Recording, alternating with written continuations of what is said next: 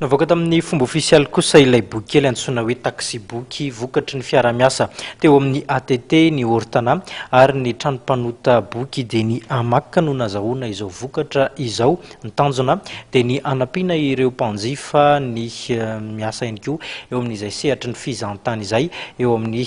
fivezivezena eto amin'ny firenena. Tadi-baovao ary erahantsika amin'ny Razafina Zakarindra.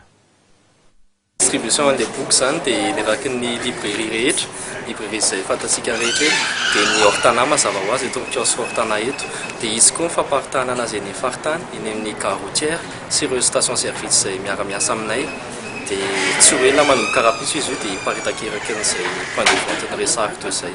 librairie, gare routière, station service dia misy koa ny izay olona miara-miasa aminay ahitana anazy zany hoe takatry ny be sy maro rehetra zany dia ahitana azy daholo. Natota tamin'ity mitoraka ity 10 000 exemplaires dia nantota indroa izy ity dia paritaka aloha ny voalohany dia jerenay dia aparitaka andreo fandroa fa 10 000 exemplaires en tout. Teny malagasy teny frantsay zany hoe natao an'izay mba hoe satria izy ity sady resaka touristika no atsika eto toerana dia izay nanaovana anazy teny anankiroa. Contenue-ny misy ny mombamomba ny zotra urbain sy suburbain, national sy régional, zany hoe zany momba ny rehetra fitaterany